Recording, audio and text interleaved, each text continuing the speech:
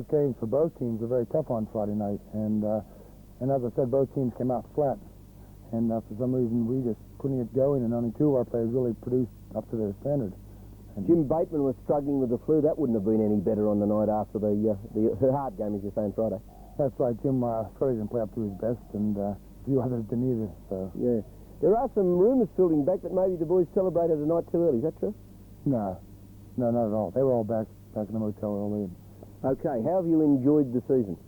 I've enjoyed it a lot more than I thought I would, actually. A lot of people ask me if I miss getting out in the court and playing, and I say no, because I've played long enough, and it's a new challenge, coaching, and I've enjoyed it. And a lot of that goes to the team, too, because they were a good bunch of guys to coach. What about 1985? Well, they've asked me to come back next year, and at this stage, I look like I'll take the job on again, but it's too early yet to finalize anything. Right. Can you give us any clues to any new players that maybe go out in the Falcons' colours in 85? At this stage, I wouldn't like to, because I really haven't sat down and worked it out. There will be changes made.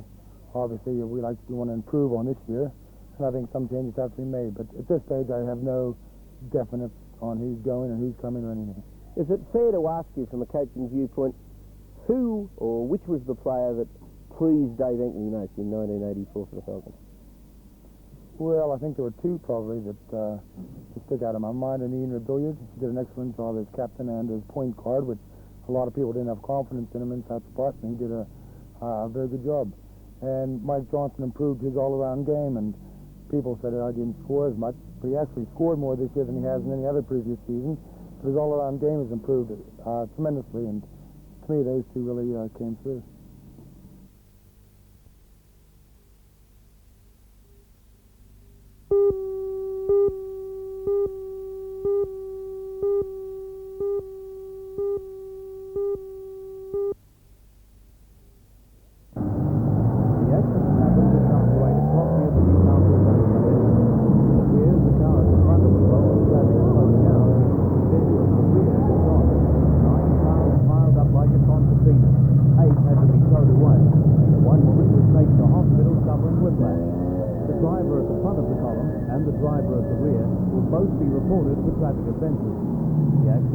City-bound traffic back up to Charlestown Square with some delays for commuters.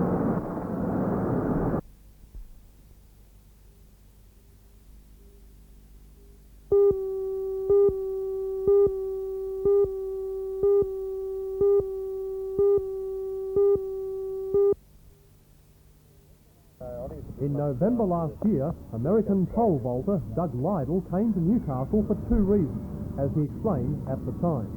I came over really, I have a friend over here, Peter Hurd, and I wanted to get over here for a couple of years, and this was an opportunity for me to get over and conduct a little business with pleasure in a sense. The competition prize visit was to take part in the Wall's End track and field games, when he gave an outstanding exhibition of pole vaulting.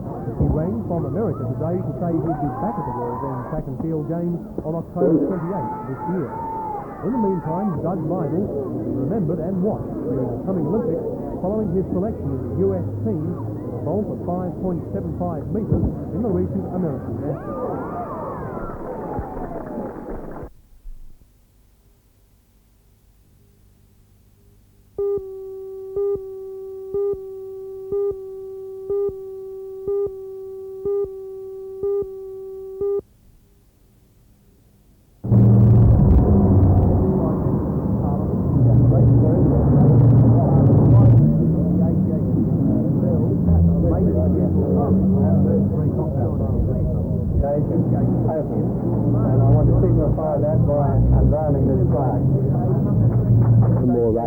At the moment, we're conducting 120 race meetings. It's a pretty exciting day for us on the Central Coast and Newcastle and Hunter areas to see a building of this nature being erected.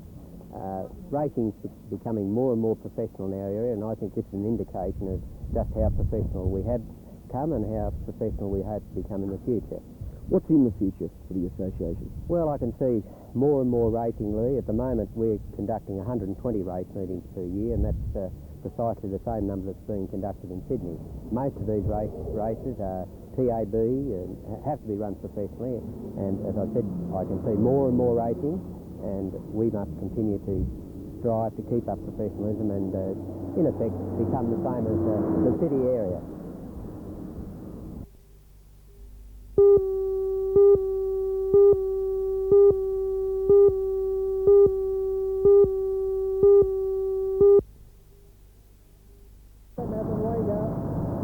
Tucked away in Market Square is the new Hunter Region Vacation Program Office. It will coordinate daycare programs in the region and help to stimulate the exchange of ideas and information between each of the centres in operation, from Morisset in the south to Foster in the north. The centres cater for children in school holidays whose parents work. The new office was officially opened today by Federal Member for Newcastle, Mr Alan Morris, who called on the community to pressure the three tiers of government for future financial support.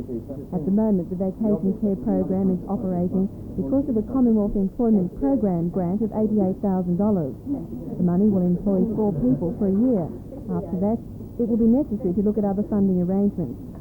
A clear indication of the need for such a program in the community is reflected in the figures for the May school holidays, when more than 2,000 children visited the centres.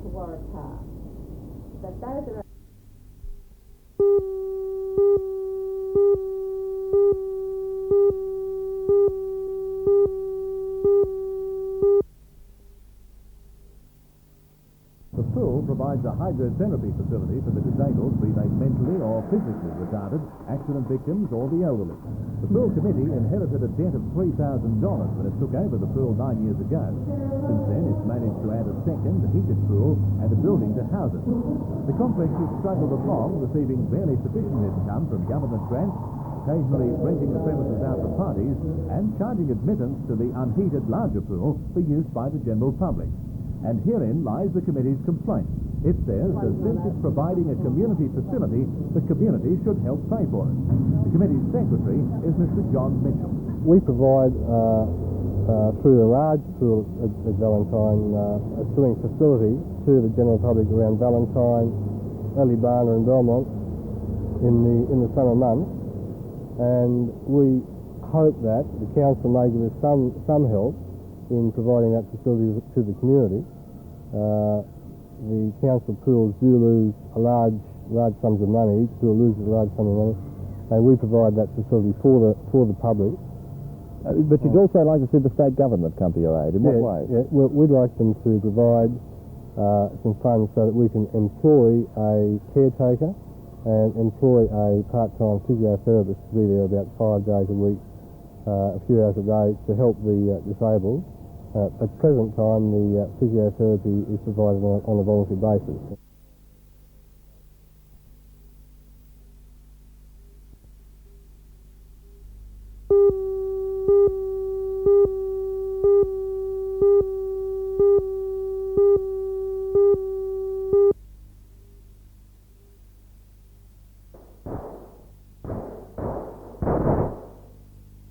The need for police to be able to shoot quickly and accurately is an unfortunate reality that today is more important than ever. This American-designed range, installed in Newcastle, uses the latest computer-controlled target systems to not only improve police shooting, but also to help them make snap decisions on whether to shoot or not. From his soundproof booth, Police Weapons Instructor Senior Constable David Stewart can turn the range into a dimly lit street, or even place it in complete darkness, forcing officers to use torches to find targets.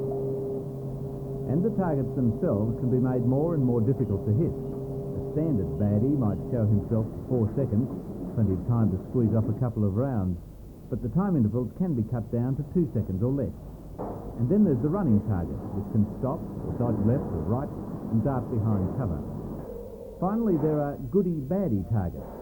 Depending which way they turn, they might be armed or unarmed.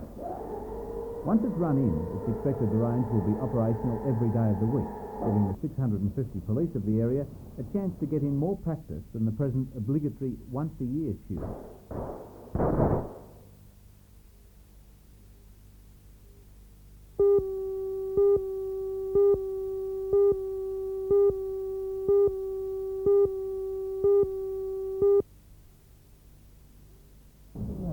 As she walked from the hospital today with her husband Ray, it was easy to see that the Lord Mayor was happy to be going home.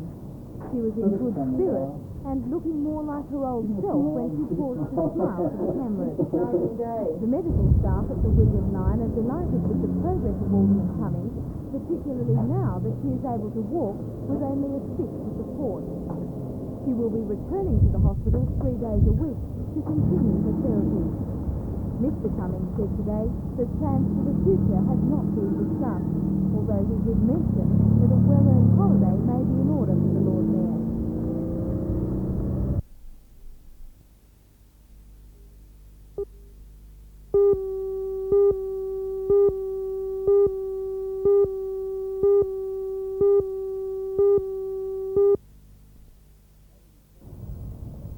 142 runners braved the cold and wind for the start from the Newcastle Athletic Field at 7:30 this morning. 90 competitors were taking part in the half marathon, 21.1 kilometres around the city and beaches. These runners, however, were taking a double dose of punishment, 2 laps of the course for the full 42.2 kilometre marathon distance. Bevan French of Newcastle had run for New South Wales in the Wang Marathon just 3 weeks ago, and he thought he could finish again at this pace. Unfortunately, the effort of the 2 races caught up with the 39-year-old Ironman of Newcastle running, and he withdrew with around 8 kilometres to go. That left veteran runner John McLean to cross the line to finish first in 2 hours, 46 minutes and 9 seconds. Paul Ashton was 3 minutes behind him, and Steve Manuel, running his first marathon, recovered after being passed just 400 metres from home to take 3rd place. In the half marathon, first home was Mike Aitken from Gosford. The first woman to finish was Patricia Raywood.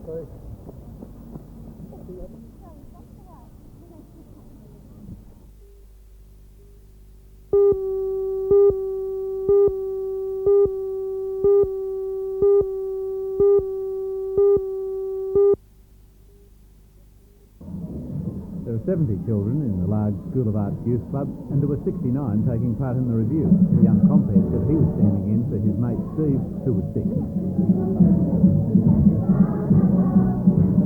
But more important than numbers was the amount of enthusiasm which went into the night.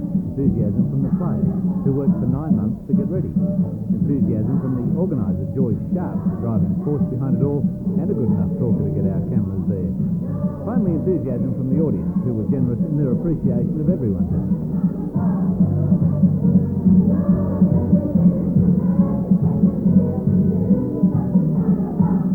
Maybe the evening wasn't as elaborate as some reviews, and maybe it wasn't any better or worse than many school concerts, but it did give a lot of people a lot of pleasure, and that made it all worthwhile.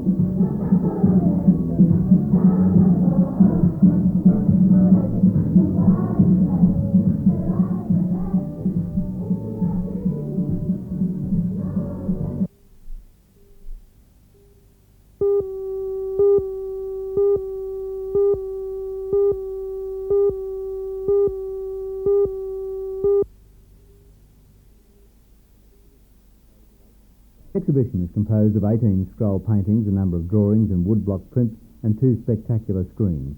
They all focus on that part of Japanese history between 1615 and 1867, when a new capital was established at Edo, now Tokyo. The period was an unprecedented period of peace for Japan, and also characterised by a seclusionist policy, resulting in the development of many indigenous art styles. There was a strict social hierarchy, samurai at the top, with peasants, artisans and merchants next, in that order. Artists tended to paint for specific clientele, and that's reflected in the Edo collection.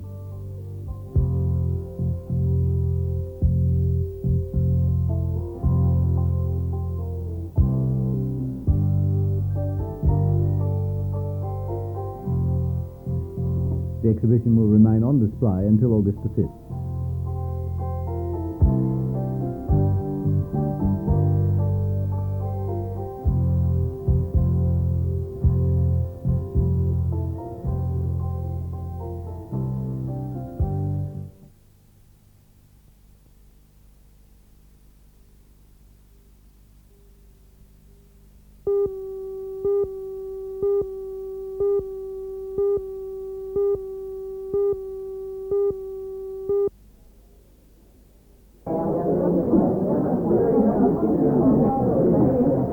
The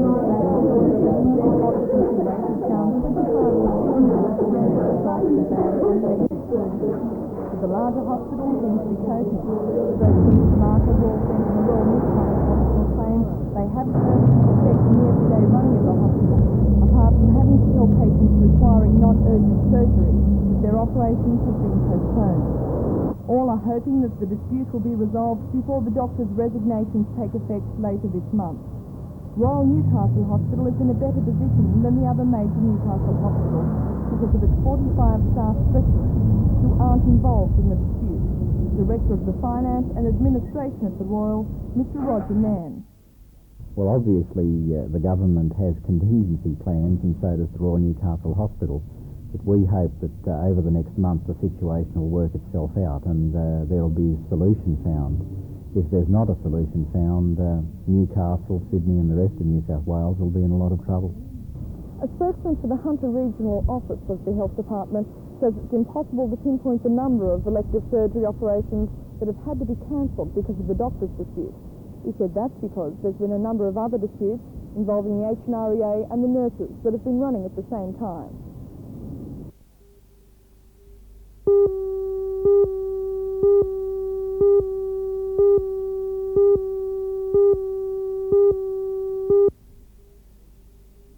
In a bid to find out more about asthma, 1,000 school children in the Belmont Point area are now going to over the next fortnight. The program involving both Newcastle and Sydney University was conducted 2 years ago, and the result, when compared with children in Melbourne, helped to dispel the belief that there were more asthma sufferers on the coast than in the country. 2 years later, the same children are being tested again, which suggests other theories. Well, there's a lot of debate about what happens to people who have asthma, and children in particular, as to whether the condition continues on and therefore requires continued treatment, or whether in some people it actually disappears. And without following up individuals over a period of time, we'll never be able to get an answer to that question. And the results of that follow-up work, do you think it will lead to any changes in the treatment of asthma? I do. I think that it has an important bearing on our approach to the management of asthma. If we show that asthma does tend to fluctuate or disappear, then the necessity for lifelong treatment is probably less substantial than it might be. If, on the other hand, people or children had asthma persistently. The big problem that we're up against is knowing whether to continue treatment or to stop it. And the thing that's at risk is the development of chronic lung problems in later life. That's what we really want to prevent.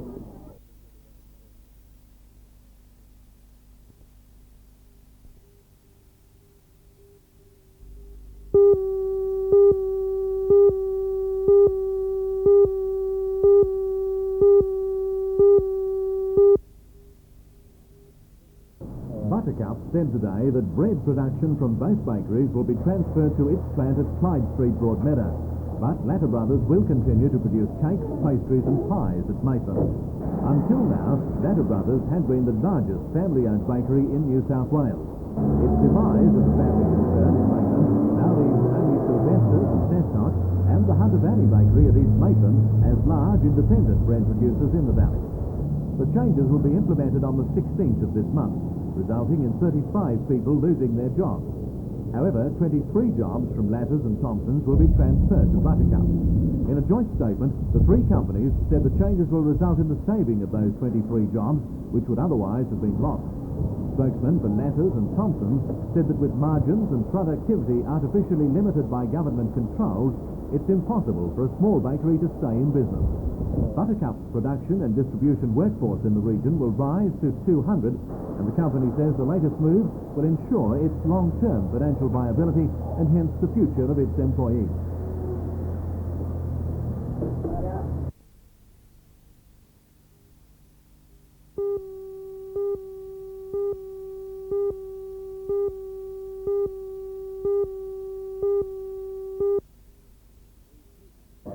The 300 or so delegates, some travelling from as far away as Gunnedah, convened at 9:30 and it's believed the meeting could go several hours yet. The reports being presented concern discussions with the National Coal Consultative Committee in Canberra on the problems in the industry generally, a meeting with the Coal Association, which dealt with the possible introduction of optional retirement at 55 as a way of reducing jobs without retrenchment, and the most recent upheaval, the changes to the Coal Mines Regulation Act, which covers safety.